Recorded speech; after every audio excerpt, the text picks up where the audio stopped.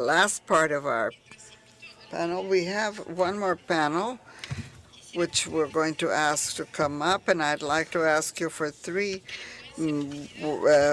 websites. One is the citel.oes that has a contest for the ICTs and I will show you this very briefly, but then I want to show you another page with information. There's Dustin and Jackie. Please stand up so that you can be seen. They are responsible for a very important page that is called the Icon Wiki. We are cooperating with them. It's not this one. I left them all open, but I think they got closed. This is the CITEL page. I don't see anything from here. I swear to you, I can't see a thing. That's the OAS page. Well, that's all right. I'll send you the link. ICANN Wiki has information on all the acronyms and all the ICANN information. This is CITEL. If you move it a little further down, there's information on the contest that I was referring to. It was there a minute ago. There it is. Oops. Contest of the call for awards. No, you're driving me crazy. ICTs to prevent and eradicate. No, there's another contest to eradicate and prevent violence against women. It just started, so if you can show me the next page. ICANN Wiki. Here it is. No, that's not it. ICANN Wiki is, you can be, because we're trying to generate more content in Spanish, so we're trying to help to generate. Well, you can't see anything, and I assure you that it's working. It's in work. The page is working.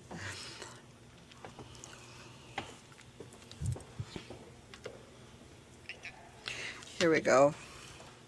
Welcome to ICANN Wiki. It has a content in Spanish and English, and you can learn how to generate content just like Wiki wanted. And another page that I wanted to show you is a page in English and Spanish and Portuguese. It's called dominiosLatinAmerica.com. I'm going to give you the links by Google. That's not it. That's not it. That's the competition. It's .co, not .com. Eduardo said that it had to be .co.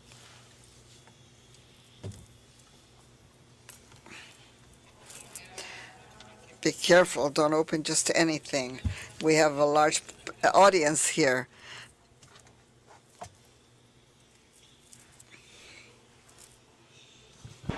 Ahí está. Ahí tienen, es una página. This is a page that has information on the domain and hosting and e-commerce and all of those tools for mid and small companies in Spanish, English, and Portuguese. We will now go to the last panel of the day, which is on gender and cybersecurity.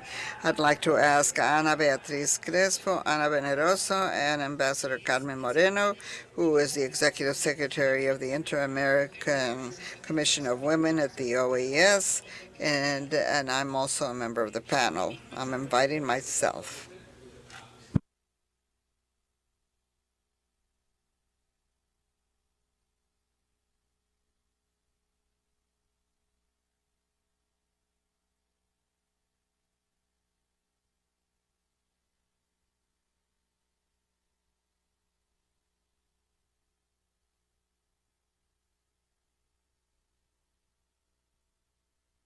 Bueno, mientras empezamos.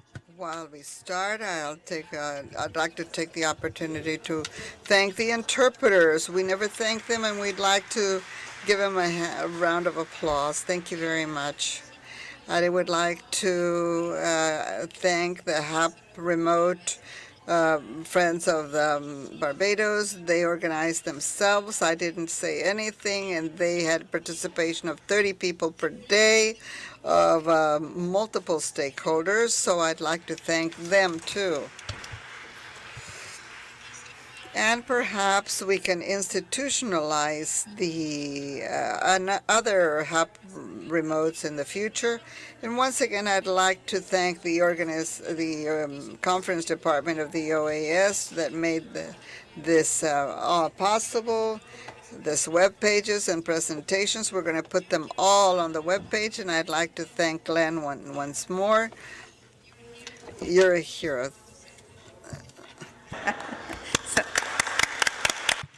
And I just wanted to say thank you. And of course, all of you, this is for you. I hope you liked this school. And our panelists, all of our faculties that are the essence of the discussions. And I'm very surprised in the quality and depth of our panels, the good questions, the friendship, and as I always say at the end of our school, yes, it remains. If you still have more questions and more friends, then we're in the right path.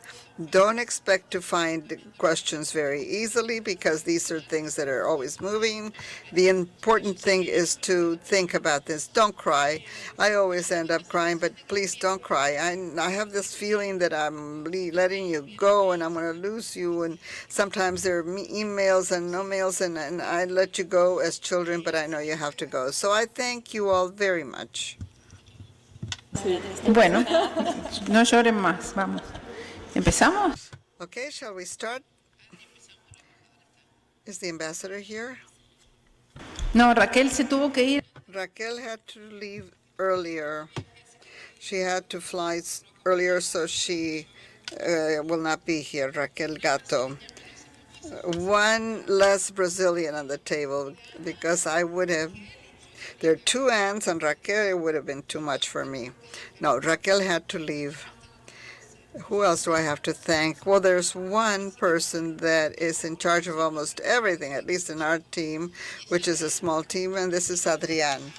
Where is he? I'd like to thank him. El aplauso es para vos, Adri. Es para vos, porque dije que la verdad él se ocupa de todo. Yo tengo algunas. He does everything. I have some ideas, but he's the one that does everything. But we also have another team of people who helps us in Argentina. It's a small group, but...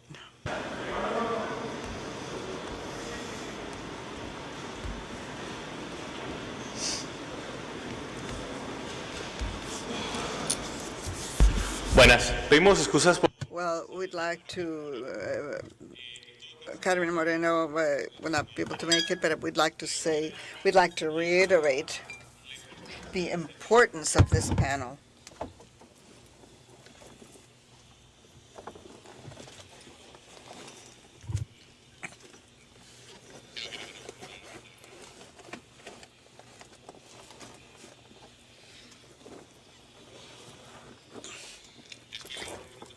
Mientras tanto, no sé si quieran colocar el website que habíamos dejado.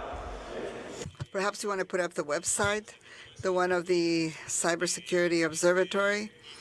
In this website is where we had said that you could do a click on a country and you can choose any country and you can see. Ambassador, welcome, and thank you for helping us moderate this panel. Bienvenida. Muchas gracias, embajadora. Bueno, sin más, ahora creo que sí. Thank you. Now I think we can start this panel that will point out the importance of gender in the web, especially the role of women. And we have here the Secretary of the SIM who will moderate this panel, which is of great importance for us. So for the entire panel, Olga, Anna, thank you very much for being here. And you now have the floor. Thank you. Good afternoon to all. Frankly, I'm very happy to be here with you today because the issue that is being dealt is one of the most important at this time. And I believe that to have a panel where there are only women, after all, the last few days, the majority have been men, is a difference. Y a mí lo que me... And what I would like to do is, I always like a mixture in all the panels, but fine. I think you've already referred to some of the reasons why this is happening. I believe that the information technology and communication technology is a space which is more and more important, not only to communicate and develop our personalities and professions, but also to increase the exchange and socializing in our societies. With the creation of these new spaces, new opportunities have opened to form relationships, share knowledge, and do social and political activism. And on the other hand, each time a new space is created, also new ways and channels of discrimination and violence are created, which the predominant ideologies of the societies would want to reaffirm and control the ideas and behaviors of the users. And this is one of the big challenges that you will have in the future. Well, you have it now. In the last few years, we have seen more and more the different ways of harassment and violence in cyberspace, where cyberbullying in places such as Facebook and the use of social media and trafficking of people leave us surprised. The violence, gender violence, is a type of physical, psychological, or other type of problems, and specifically its relevance, such as in cyberspace, it's symbolic violence against any person on the basis of his sex or gender, impacts negatively her social identity, physically or psychologically. Although there is a legal framework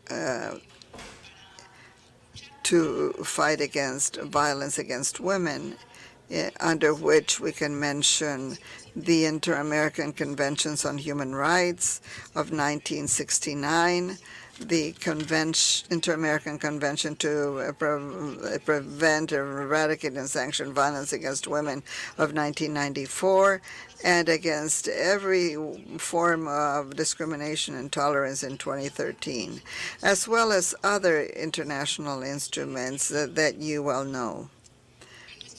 In our countries, we have also seen the national laws against discrimination, harassment, and violence in all of the countries in the region. But in spite of all of this, there has been little consideration on the harassment and gender violence in cyberspace, and the majority of our legal instruments are not adapted to give an appropriate response to this phenomenon. I think we are on the level of building an appropriate legal framework with all of the facts that influence, because we are debating how far the freedoms go and how to put controls, and we see what happens with the terrorist threats, and we are at a time for all of us, especially for all of you who devote your times to this important subject.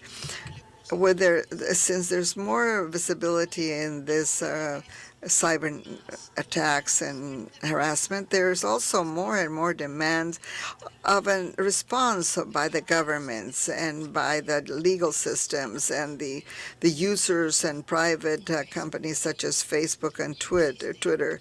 And there's a need to begin certain activities or actions. First, we have to identify harassment and attacks and cybernetic attacks and harassments, and to catalog their manifestations, and to have an idea of what we all mean when we talk about this. We have to prepare tools to respond to this violence, including guidelines and conduct codes in space, mechanisms of how to place complaints, and training at the different audiences, from children in the schools to the leaders of the communications field, in public employees, politicians, business people in all of our countries. I would like to congratulate SICTE and all of you for having the initiative of organizing this panel, where I hope we will have, with the great participation of our panelists, the beginning of a job that has to be developed in order to give an efficient response to violence and harassment in cyberspace. And I would now like to proceed with the panelists' participation, these important panelists whom you already know because they've been with you the last few days and they can make their presentations. Shall we start with Olga? Olga, please. Olga is a director of the South School of Internet Governance. She is a specialist in ICTs and with great experience in the administration of projects and market research, comparative analysis of public policies and regulations, and she has been a member of the advisory group of the General Secretariat of the United Nations for Internet Governance. Right? Yes. And she's from Argentina, and she will begin this debate. Thank you, Olga. Thank you, Madam Ambassador of Argentina, and a mother of 2 children. They're not very young, but anyway, there are other things that I do. I thank you, Ambassador, especially when you the reference, very relevant reference to the number of men and women in the panels. Those of you who know me, and some of you in this room, you know how much I fight to have. Adrian looks at me with patience because he knows how much I try to have a 50-50 men and women. From the beginning of this governance school in 2009, the fellows have always been half and half men, half women, from the very beginning. It's very difficult to make up the panels because one sends an invitation to a specialist or a company or an organization, and we propose a panelist, the majority of the men. That's not bad either because they're the specialists. But it's a problem. It's a dilemma. And I'm the first one to criticize. I remember in the Mexican school, who was there? There was a panel. You probably remember, Maria Carmen is looking at me. There was a panel of 20 men. It was like a picture worth taking.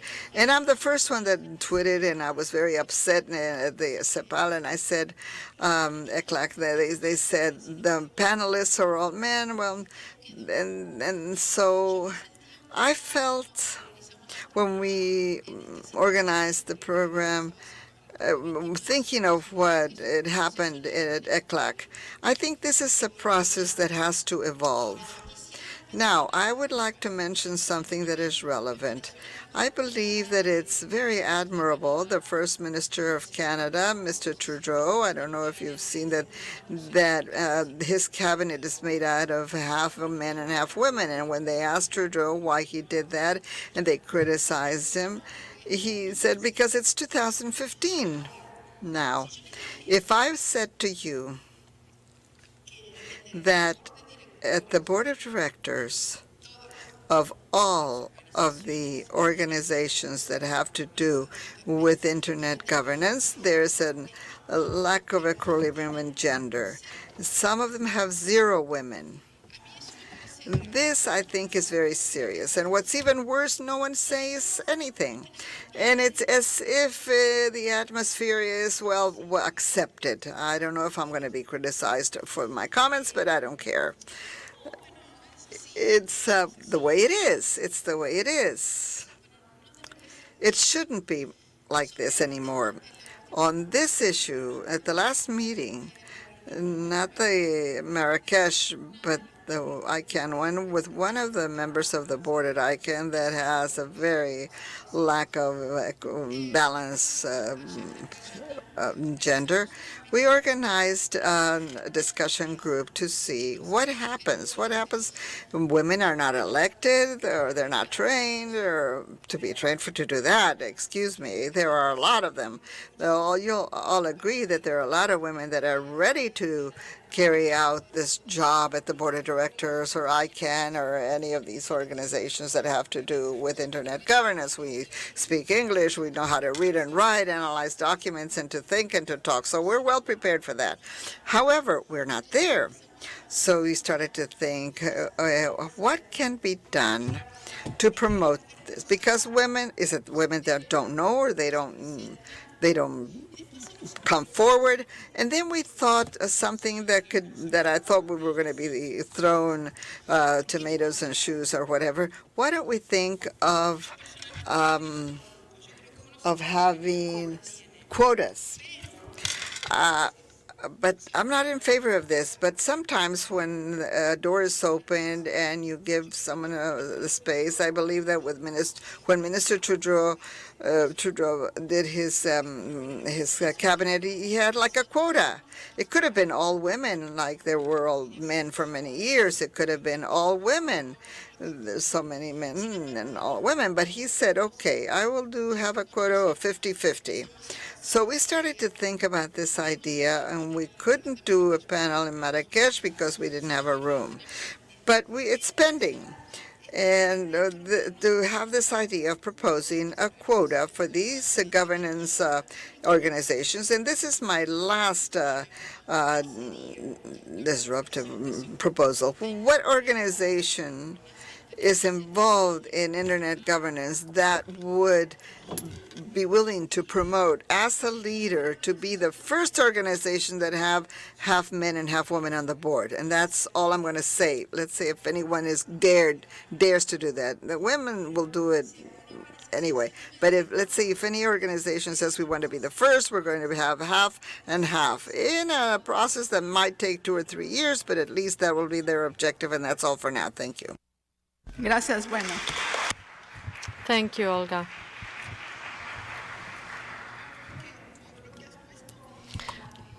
I believe you've touched upon a topic that goes beyond cyber and is general in the whole fight for equality, the fight by women.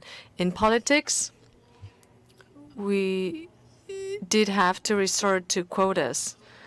And those that established those quotas for parliament members, for example, managed to have more women in their parliaments. There are countries that have quotas and they have not managed to meet them. But in general, the quotas have helped. And it's a temporary measure so that afterwards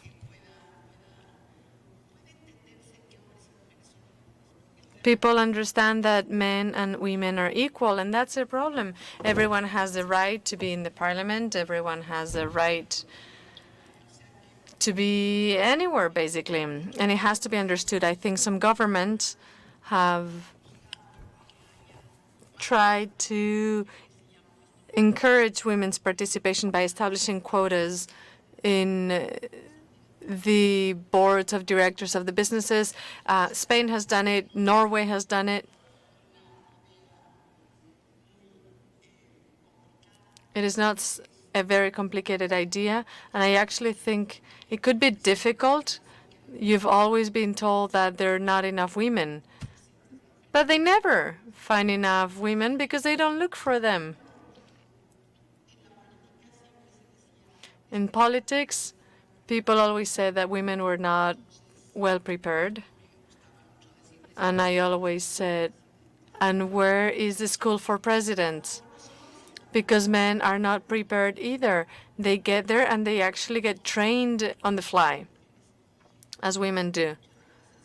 Thank you very much, Olga, for your comments. I would like now to offer the floor to Anna.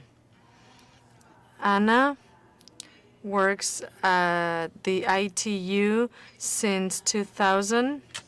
She's Brazilian. She's an economist. She's an expert on international relations and international relations law and specialist on strategic innovation. She works at the regional office of the ITU, and she has focused on capacity building, training of human resources, budgets for international cooperation for the region, and she has coordinated in the region the campaign of the International Day of Girls in the ITCs. And I believe this is highly important because gender roles are passed on or are instilled even in primary school. From the get-go, they give the dolls to girls and the cars to boys. And I say, why? Because boys can also play with dolls and girls can play with cars. And that's what happens with computers. Boys get computers as presents. Girls don't really get computers with iPads. Well, now girls have iPads too, and they have as much fun. In any case, Anna, the floor is yours. Thank you very much. Good afternoon. Thank you to the other panelists. Olga, thank you for having invited me to be part of this panel. ITU is very grateful for having invited us. And we celebrate a very important day, which is the International Day of Girls in ITCs. More than a presentation, is an invitation. We want to tap into the different types of human resources that we have here. And I would like to call on all of you to join efforts, all the countries, all the member states of the ITU that have been working on this campaign. This campaign helps countries to promote or to actually join efforts to promote a certain ideology, to change the mindset so that we can attract young girls to choose a technological career, professional career. It's more than anything encouragement for them. So through specific process during our World Telecommunications conferences, we approved a resolution. The resolution said that the fourth Thursday of April will be the International Day of Girls in ITCs. Please, can someone help me display my PowerPoint presentation on the screen? I just want to offer some data and really take this as an invitation to all of you to participate.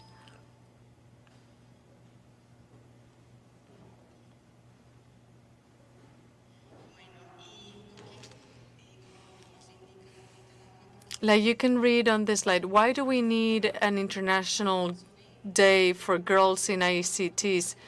Well, it's important to encourage future women to get involved in technological professional careers.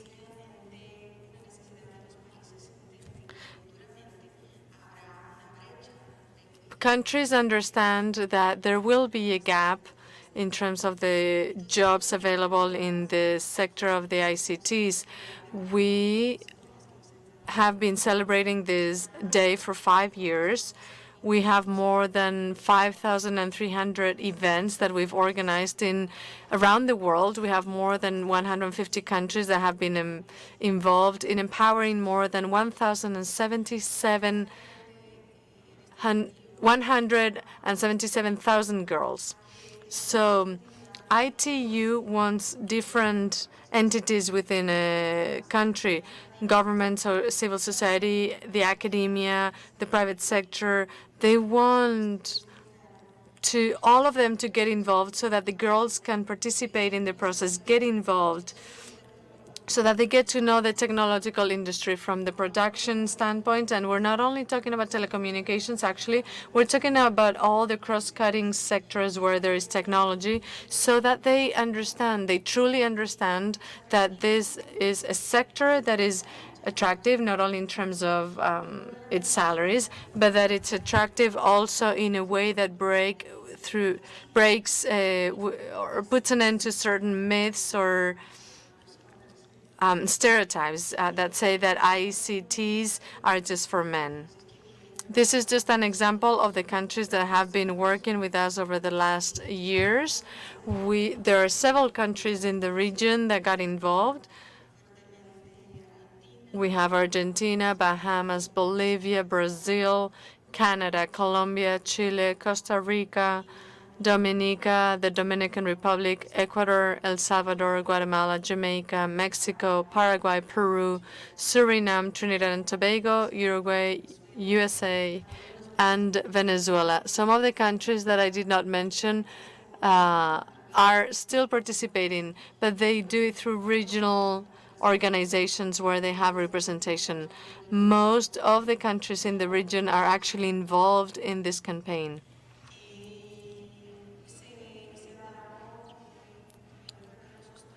Through different studies, for example, some of the Women Leadership Network from the United Kingdom, we've learned that there is a trend. Women that were in the technological sector are leaving, and that this is another issue that needs to be addressed. It's not only to attract them, but also to ask, why is it that women are not staying in this industry? They're leaving.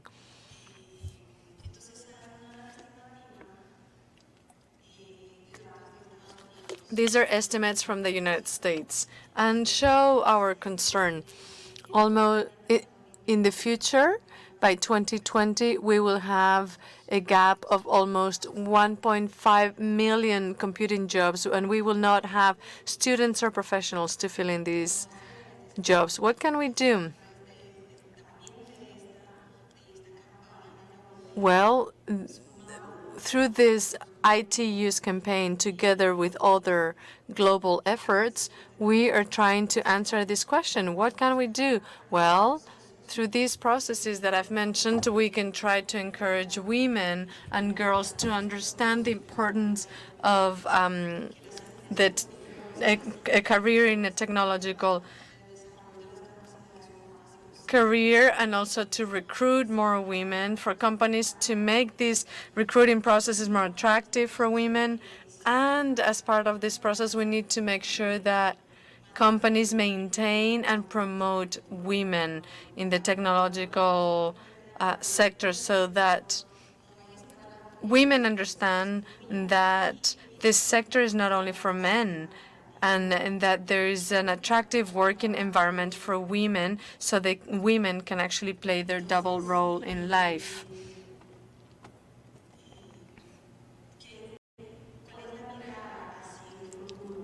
So what are we seeing in the future? What are women looking for? They're trying to make a difference, and this is a very important message. You are the entities that tomorrow will celebrate the International Day of Girls in ICTs, and you could actually note this, that women are trying to make a difference, that women are trying to develop their creativity. We need to encourage this so that the ICTs can grow. And it's also important to have a collaborative work environment within the organization, so that the culture changes the culture that says that ICTs are only for men. They're always also for women, and everyone needs to understand that. So this is more administrative. Women need to understand that companies have the right internal recruiting policy that supports women, trying to seek gender equity within the company, gender equality. Then policies to try to retain and promote women within the different entities. And yes, we all need to work so that girls are the ones that understand that this is an alternative sector and that it's promising for the future. Before I talk about what this slide says, I want to highlight that we are all part of the process. Like Tracy said in the previous panel, the word stakeholder applies to everyone.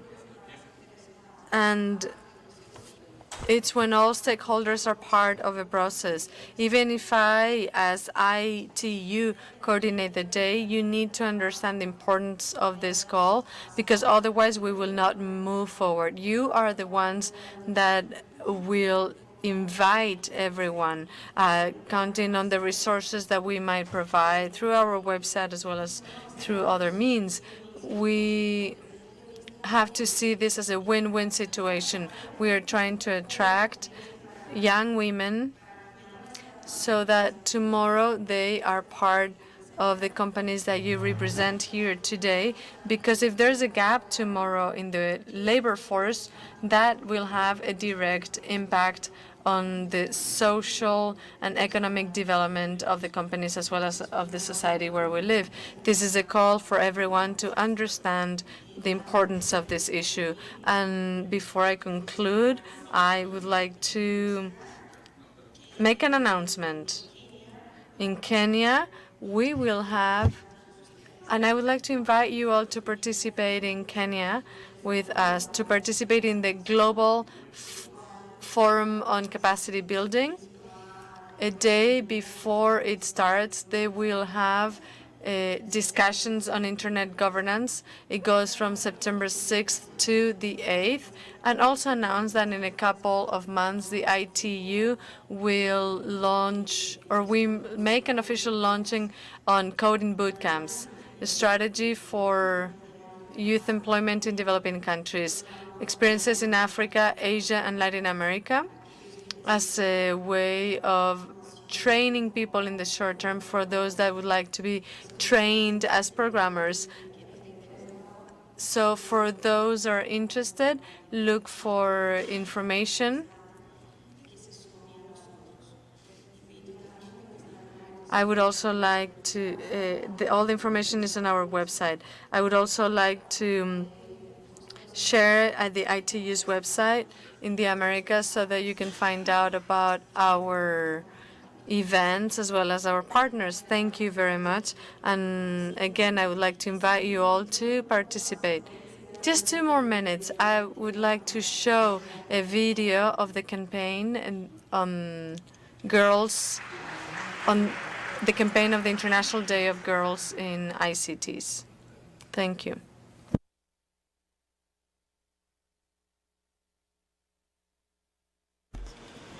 Perdón, si usted proyecta el video.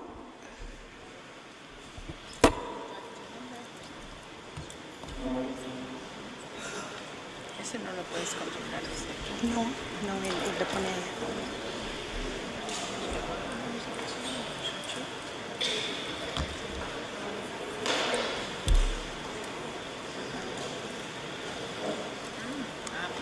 Pero ya hay más mujeres que antes, ¿verdad? ¿Verdad?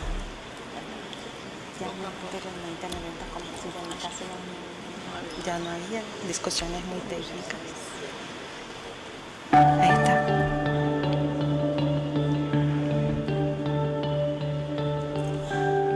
Por influencia de mi padre trabajaba en el sector tecnológico, pero desde un principio me dijo que era un sector muy masculino.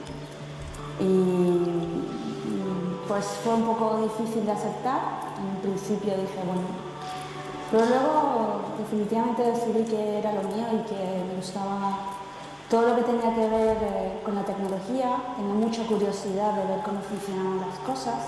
Para mí la inspiración sobre todo fue que me pareció muy divertido. Desde muy niña destruía los juguetes electrónicos de mi hermano para saber cómo funcionaban. Y es uno de mis mejores recuerdos, la verdad. Luego, a medida que iba creciendo, pues lo que iba aprendiendo sobre la historia y todos los inventos, todas las cosas que ha creado el ser humano para llegar al punto donde estamos nosotros, hoy en día la tecnología ha evolucionado tanto que la creatividad es infinita. Y la manera en que se pueden solucionar problemas usando la tecnología es algo increíble. Yo pienso que tenemos la solución en nuestras manos y que la tecnología nos puede abrir las puertas a muchos mundos, a muchas cosas. Nada es imposible. Solo hay que nunca dejar de soñar, confiar en sí misma y todo lo que te propongas lo lograrás, pero hay que trabajar duro para llegar a ese punto. Hay que esforzarse y sobre todo entrenar el cerebro. Be part of Girls in ICT Day 2016.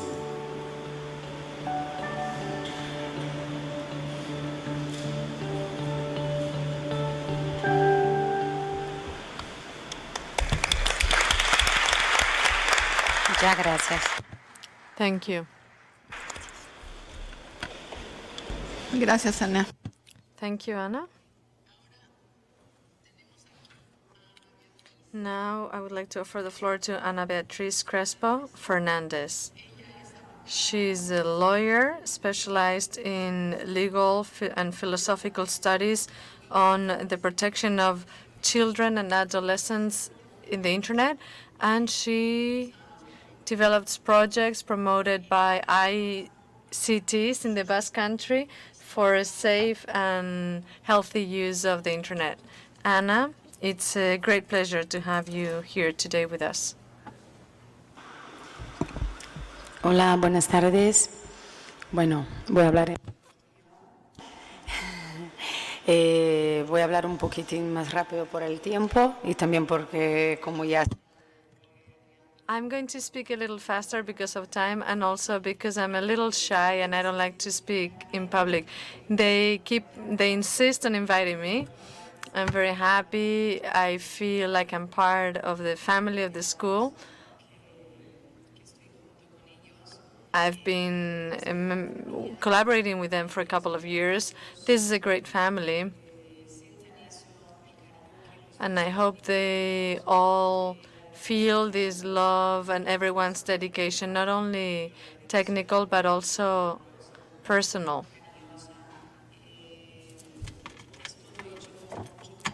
Everything is done with a lot of love and a lot of effort, and I am certain that the school is leading a very interesting way.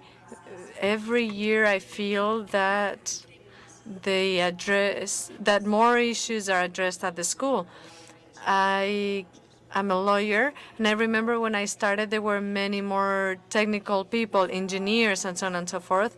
And I was hearing about IPVs and all this and all that, and I was like, how am I going to understand all this if I don't even know how to use a computer? Then I felt very sheltered because we need to understand that if we have emotional development within our workspace, we can get farther. I say that the school is very brave to invite me because I get very emotional and very physical when I speak on a microphone. I don't really have a lot of technical speeches, even if I'm a lawyer. It's kind of a harsh task to deal with laws. I started working on legal assisting companies in the Basque Country. If they hear me say in Spain, they'll kill me. It was in the Basque Country. This is 270 companies that are part of the ICT sector in the Basque Country. I started with them, providing them legal assistance, analyzing contracts with Latin America, supporting meetings, assessing risks, and so on and so forth. But since I also dedicated a great deal of my part to philosophy and I was studying criminal law in the University of Buenos Aires, I was highly interested in children and adolescents in the internet. So I dedicated many years to study the philosophical as well as the legal aspects of this, and I convinced a couple of companies to invest in prevention.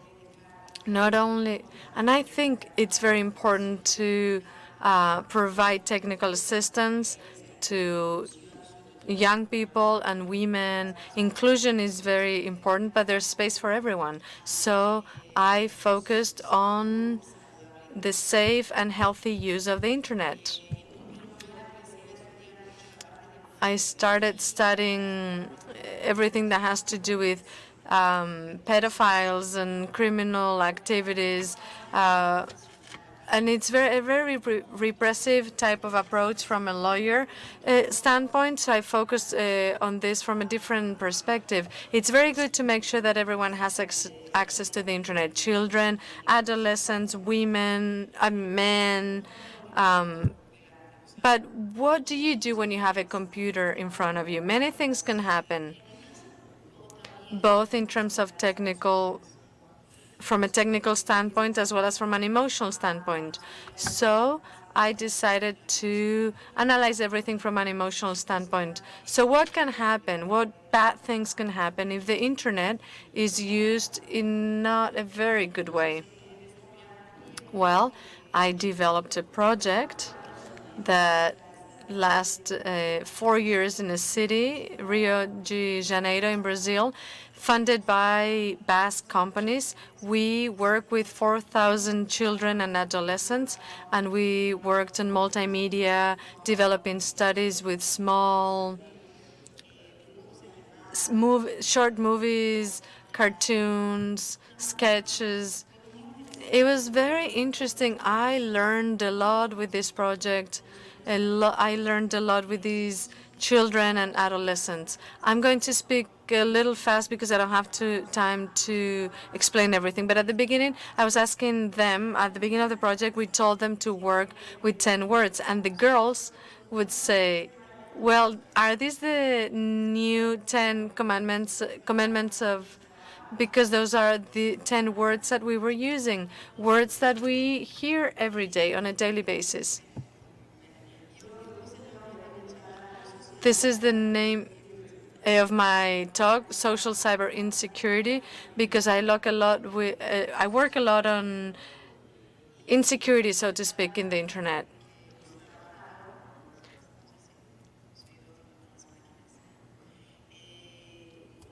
The words, the terms that we used or that we worked with was, I would tell them that it was like a digital chest, and the words were taken out of this chest. It was freedom, expression, creativity, confidence or trust,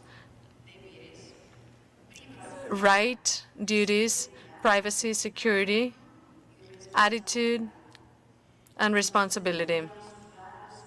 We developed different activities that were very creative, very interactive with the children, for them to understand exactly what these words mean in a digital world. They were low income. They were young people from low-income families. They didn't have a lot of access to the internet, but most of them had mobile phones. They didn't even have what to eat, but they had mobile phones. That's a reality, especially in Brazil. I don't know if it's all the same everywhere in the world, but the first thing that a kid wants is not a doll anymore, is not a ball. They want a cell phone. They're 4 or less, and they want a cell phone. So the situation is very concerning in Brazil. We're also developing legal programs that address the situation of children and parents, also the responsibility that parents have towards their kids when they give them a cell phone that could become a weapon, actually a fatal weapon for themselves. It's not like they're going to hurt anyone else, maybe not, but themselves. So since this panel is focusing on women, I focused on girls and young girls. And I asked myself something. Are girls more vulnerable online, more vulnerable than boys? In general, based on the study, the answer is yes. Women post many more compromising pictures than men. And the truth is that it's not only something that has to do with your own attitude, but also with social paradigms, with social concepts that go beyond learning how to use a machine.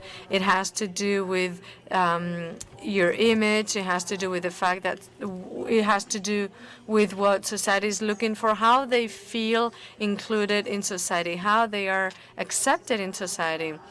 So we are working a lot on victimization. This is a very controversial issue about how I've worked on this concept of victims for a long time. It's not only about the crime. It's not only about sexual harassment. It's also working not only with the criminal, but to see where is this criminal placed in society, and also the victim. These are very controversial issues. It's really hard to talk about them, very hard to study them. There's a lot of prejudice. It's really hard to touch upon issues that are feminist or not, but these issues have to be studied, have to be investigated. We need to work on them. We need to find solutions. It's not only saying men are sexist. No, it's not only that. We need also to think about our own responsibility as women, how we can demand respect. We're capable women. We're competent as any man. And we need to teach girls that they can be included in society, not only because of their beauty, not only because of their image, but also because of their capacity. Therefore, this project, which we are currently developing with a group, is to work the image. What does an adolescent want in a mediated communication by language of their corporal image when they're on the network? Love me, please. After several years working, asking, the majority of the girls want to be admired. They want to be loved. They want to feel included in the process. So we are going a little beyond this and going into an issue that is a little more controversial. We are having meetings with legislators. This is a very complex issue, and it has to do with what is the responsibility of a mother or a father who puts on YouTube a video of a girl, a 7-year-old girl, who is dancing in a very provocative way. This is occurring too much in Brazil. Videos of something that is called funk. It's a very sensual dance, and the girls more and more from a very small age are learning how to dance this. And other things are happening. Girls of 6 and 7 years of age are putting nude pictures for their friend, a father. When they do this or allow this, is for omission or suspicion. When a girl like this grows up and their image has already been on the internet, what do? who has the right? Because when a child is born, he has a legal personality. He's protected by the Constitution, and they have a right. Does a mother or a father have the right to put a video of a child on YouTube? Do they have the right?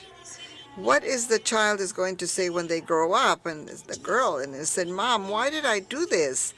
I didn't know, and I didn't choose this." Or even go beyond that, if she becomes famous and she has a depression, like what happened with a lot of American actors. I didn't want to be famous. I lost the right of my privacy. I don't have it anymore. So these are things that with the internet, which is now, quote unquote, globalized, we have to go back in time and study of who we are, and where are we going. Thank you.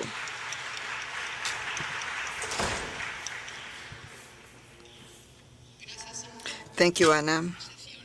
I don't know if Olga wants to say something more. I would like to add, I was very impressed with what Ana Beatriz said. I didn't think about parents sharing information which could be damage into their children later, and thinking about that. What Ana said and what the ambassador said as far as careers, in Argentina, I coordinate a committee at the engineering center to promote the engineering amongst women. And our saying, after thinking about it a lot, we worked on this message. And the message is, this is a career that pays well. All of the women engineers that we know work well. They all have good jobs. An interesting thing, after speaking to the young engineers, although I'm young but not young in age, but they all have work. For me, it wasn't so easy when I graduated. In Argentina, there was a minister of education. Argentinians would probably know this. Remember, it was the times of the engineer is a taxi driver, because in those days there were a lot of engineers, but they didn't have jobs, and they were taxi drivers. I didn't drive a taxi, but it was in my days.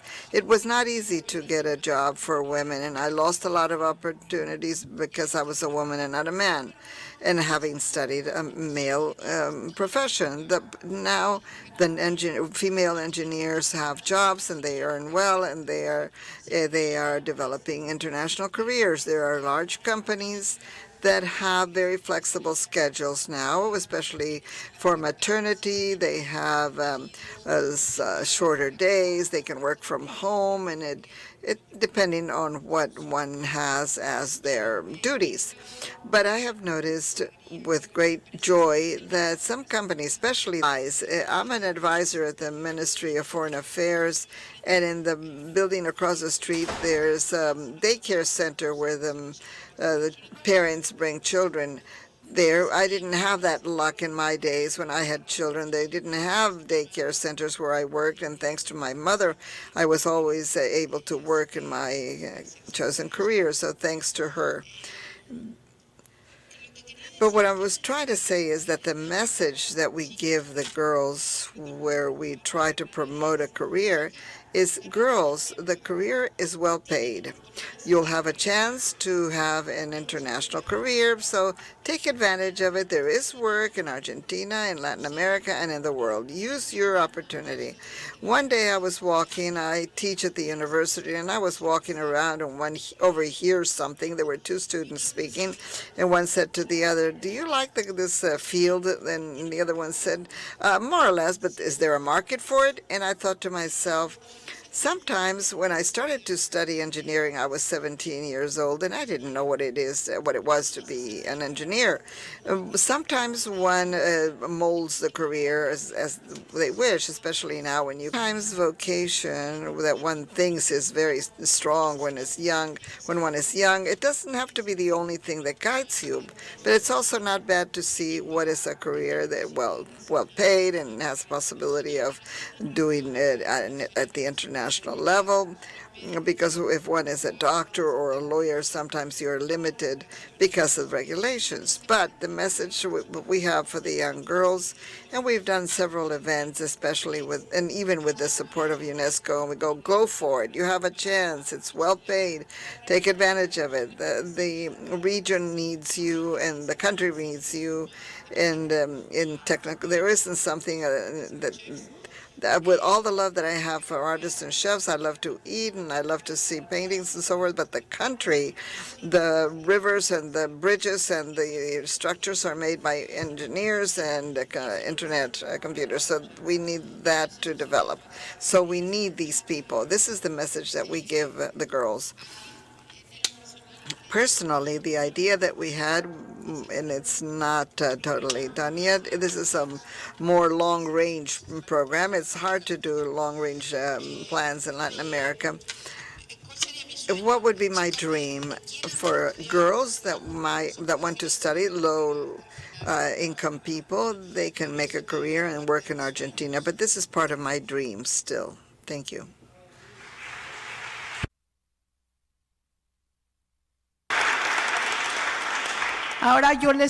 Now I'm going to offer the floor to all of you. I don't know if you have microphones there, and we'll start with you, or come closer so we can hear you. Or you have microphones. Okay, that's good. Please identify yourself, please. First. My name is Maureen Hernandez. I'm from Venezuela. I'm a girl. I'm an engineer very soon. I'm working on my thesis. And one of the things that I've seen recently is the competition in salary between men and women. we're charging, we're getting 20,000 less a year because we are women. And as far as writing codes or encryption, a programmer, we think it's better when we're applying for a job not to put the sex. And when we're doing a review of some kind of code, if we don't say that we are women, it is assumed that you have a better code than the men. They are accepted more by the reviews and standards. I wondered what can we do about this when we defend ourselves at an interview, or when we have to say why we are better beyond the fact that we are women.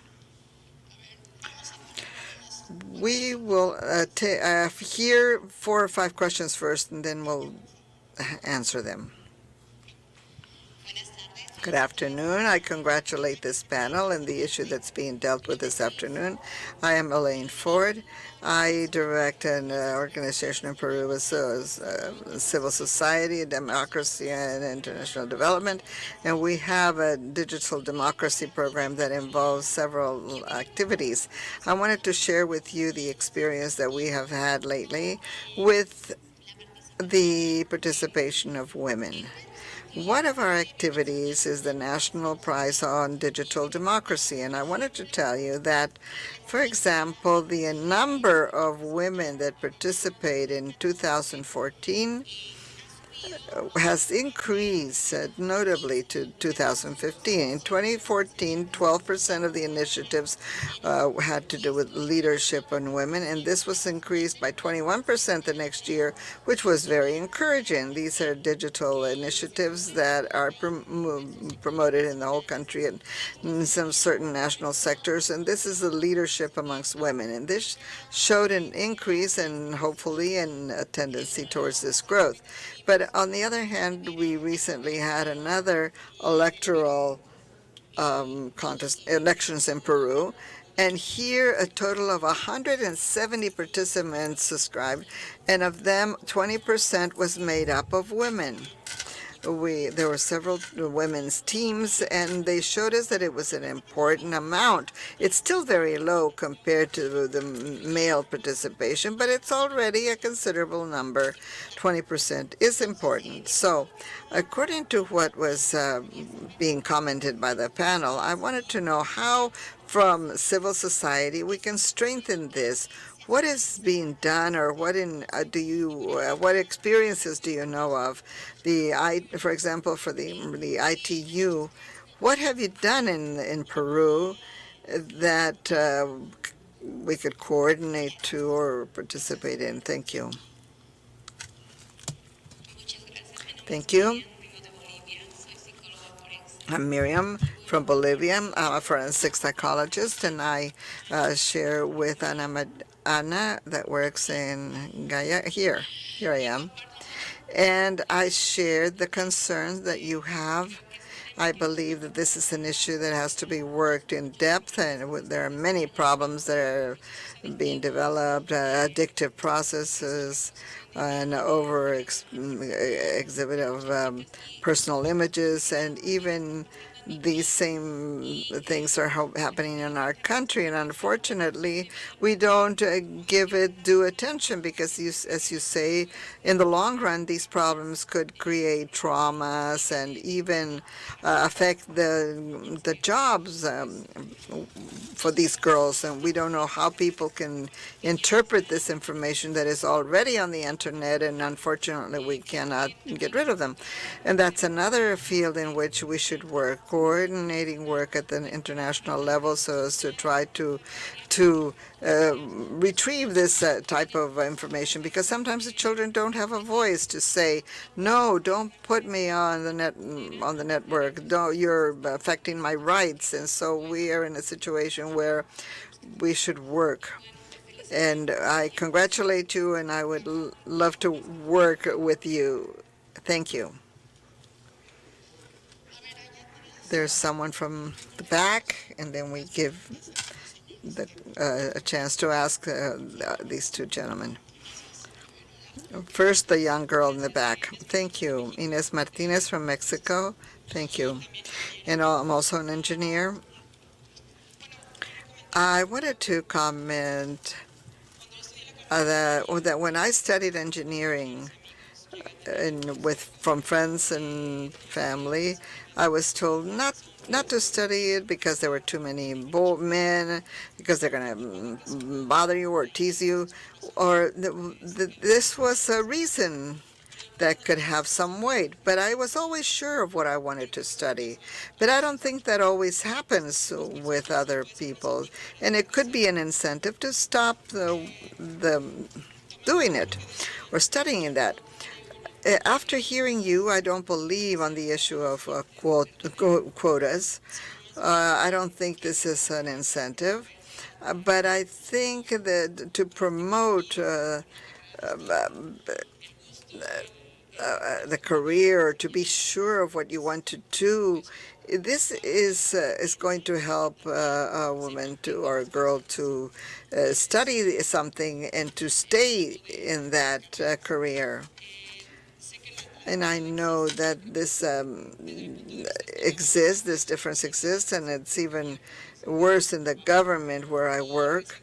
And recently I was participating in the CMR of ITU, and there was a campaign, a mentorship campaign amongst women, because there were 15% out of more than 3,000 government delegates. It was a very, very low number. So what we wanted was to promote the confidence in women so that they would participate. This is, I think, stronger than establishing quotas, but it's also an initiative, and it can give results. But an additional comment is to ask the men to join us in this too. I think in my personal experience, the boys have been the ones that have helped me and gave me advice and directions, and they should take note of this, and they should involve us and support us, and perhaps we could get something that's more holistic. One of the young men that asked the floor. Good morning to all. I'm Beltran from Ecuador. I'm a lawyer. I have that unfortunate situation. For some time, I had worked on the human rights in Ecuador, and I was also an advisor to the vice minister in Ecuador, and I tried to study a lot on issues that had to do with gender and masculinity. And one of an observation is that first I want to congratulate a panel on gender and cyber security, but it would have been interesting to have men on the panel too. Why? Because normally it is seen as a struggle for women only, but it isn't so. I think this is something that should change. And of course, the panel, not because of this, am I saying that the panel is underqualified for these issues, but I have a question, and that is there, and I know that it's been proven that there are a lot of risks and difficulties that are mainly women's, and that they're inherent in their sex in the real world, to put it that way. Usually, you do not see them in the same conditions as men, and they have different salaries, and there's no equal opportunity to reach top levels at companies or governments. And I'd like to know your opinion of the table of how to do an appropriate fight or a struggle there for the women at high levels at companies and governments that deal with technology, and at the same time how to extend this to the virtual world and how to have the internet strengthen the fight for gender equality. Thank you. Thank you. I am from Bolivia, and in this context that was mentioned by you, Ambassador, is first the question, what relevance is there to contemplate this issue of cybernetic violence within the building of the National Senate in Bolivia, where we're trying to promote a law in digital violence? And what relevance would it have to introduce this new name, or is it that those that are pre-existing ones, and I would like to mention that in Bolivia there's a law that is called the law that to allow women to have a life free of violence, where there are 16 types of violence, where the closest one would be the one that has to do with the media. What value would it have to add this cybernetic violence, as that was mentioned, or like Olga said at the end, this issue that where girls, I've seen various posters where it says hypersexualizing. It should be more specific. Be more specific. And how can this be prevented? This negative phenomenon. Before giving the floor to continue with questions or answers, I'm going to ask Oscar Leon, who is here with us, to come here to this panel, please. Join us on the panel. He is the Executive Secretary of CITEL. Así no tenemos un This way, we may not have a 50-50 participation, but at least he can start with this. Well, there are, I think, very, very interesting questions, some of which have to do with the general situation of discrimination towards women. For example, the subject of quotas. Well, I don't like this either. I've never liked it, and I've always fought against this until I started to study the subject, and that's when I realized that if you don't put a quota, there's no possibility at all of having them enter these areas. This has happened in 5 countries in Latin America where parity has been adopted as a rule, And these countries, for instance, in the case of Mexico, Mexico had 17% of women congresswomen, and now the law was made, and now we have 48%. So it does work. So, but this is a transitory measure. But what happened is that in the companies, it became compulsory in Norway and Spain for women to be members of the board of directors. That is to say, they were there, but they hadn't put them in the decision-making positions, because the problem is in opportunities and possibility for them to compete in as equally. And this is also applies to the salaries. I believe that in all of the careers, and not even in Norway, do men and women earn the same thing. I believe that the difference is in that women earn 85% of the men's salary, but in general they earn less in every country in the world. This is something that is against and that we're fighting for this, and this is part of the discrimination mechanisms that there are against women. And how to balance this? Well, I don't know. There are many ways in adapting to the countries and circumstances. Naturally, there's a lot of work to do because we are changing the paradigm. We are changing the mentality of the people and the habits and the traditional roles, where they say that women have to stay home and taking care of the children and making dinner, and the men go to work outside and they bring the food to the... But this doesn't exist anymore. In general, a lot of women are the breadwinners in their homes. And so we have to change the perceptions and the ideas and all of that. And now I'm going to give you the floor because you have a lot of questions to answer, beginning with Olga, and then we'll give the floor to Oscar so he can give his opinion too. Thank you, Madam Ambassador. I agree with her as far as quotas, basically for leadership position. And I point out once again to analyze it, and I'm not going to do it now. I know it by heart because I don't want to put anybody on the spot, no organization. Look and see how many women there are on the boards of the internet registries and ISOC and everything, and not of the employees, but I'm talking about the boards where the decisions are made, leadership roles. At the beginning, I was against a quota. She's still very young, so against quotas, but it becomes the only way to do it. And then I'm going to tell you the experience of the panel that we organized at the ICANN meeting with Hembro.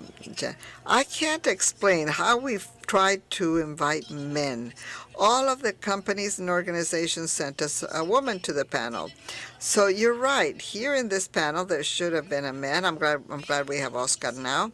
But it's difficult because sometimes when people think about how to find or how to solve this, there are women. And I loved it when I found Trudeau as a political person, and I know that in Spain there have been experiences of having cabinets with many women, and I don't know exactly what other countries do, but their expressions seemed interesting to me. It's interesting that men were looking for this balance. But I'm telling you, it was so difficult to bring a man in the panel, so we ended up with a lot of women and a few men in the room. And I'm not in agreement with a breakfast for women or a lunch, a women's lunch, and I'm not going to say which meeting, and all the women together in one corner. I'm not too crazy about that either. However, it's part of the process. And I take yesterday's comment of the carrot and the stick. I love these videos, and the girls are going to be what we're going to do in the ICTs, but the stick is the stick. but the stick, how can this be specific? Well, there's the carrot and the stick. Then the stick would be a rule, and it's unconstitutional for women to earn more than men, but because we're all equal. If these are multi-stakeholder organizations such as internet governance, we all agree, right, that internet governance is a multi-stakeholder. We are the biggest stakeholders in the world. We're as many men and women in the world, and we do not have the equality of participation. And that's all for now. Ana Beatriz, would you like to make a comment? Well, I wanted to thank my colleague. It's always good to have people who agree that we have to think about this. Also, our colleague, male colleague there who spoke about violence, I think that we have to go more in depth. We don't have ready answers to solve all the problems, but we do have to think about this. It's time for thinking, I think. After the thinking, because the world is changing, with the advent of technology, internet, web, the world has changed. So I think that it's not only this issue of women is not an issue that has to do directly with the advent of technology. It has to do with the evolution of humanity, with human changes. Humans are developing physically and psychologically and emotionally, are constantly changing because we are part of nature. Animals also, even if they don't think, they change. The plants change, the trees change, and thank God we are all changing beings, and this makes us very interesting because it makes us think, move, rethink, grow, learn, change, and be part of society in an iterative way, a reflexive way. And this makes us better people or beings. So we are discussing things here. We all think the same way, but this is the reason we are here. So I really believe that we're going to leave here as different people as when we came. And by preference, it will be even better. So we should not abandon what we think about this meeting. Thank you. Thank you, Anna. I think Oscar deserves to have the floor now. First of all, thank you for inviting me to this discussion panel. I want everyone to think about one thing. We're talking about percentages of women and men, and we say, why are companies doing this? Why is society doing this? But the question here is, what are we doing ourselves to make it like this? The rights and duties of men or women are the same. So how we, with our children, with our nieces and nephews, what are we doing? How are we educating them? How are we raising them? What are we doing in our companies? When I worked in the previous company, 58% of employees are women, and in the executive secretariat of CITEL, we also have mainly women. These are women that are on equal footing. Sometimes they work even more than men because they have a different idea. But I would like to invite you to talk about, I invite you to something. On the 8th of May, or rather on the 8th of March, we formally launched an OAS competition with SIM and CITEL. With SIM, the Interamerican Commission of Women, and CITEL, and we're using technology as a mechanism in order to prevent violence against women. You're all invited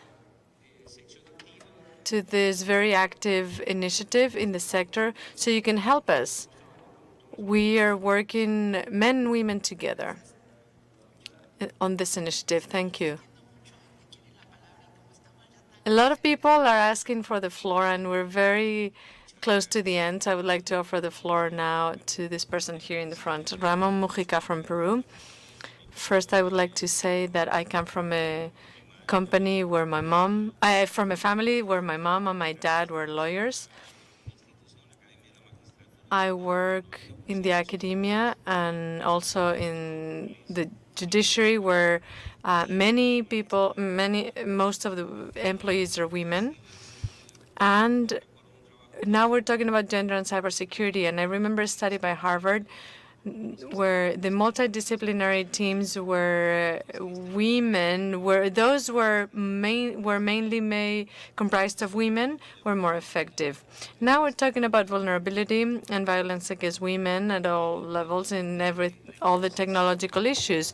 For example, the overexposure of women as something related to violence, and it also has to do with insecurity. Pedophile is also a very serious problem that I've worked on for many years in Peru by the Peruvian police as well as the courts. And this issue of pedophilia is a crime that is harshly punished. Or I mean, the punishment is big. So we need to get involved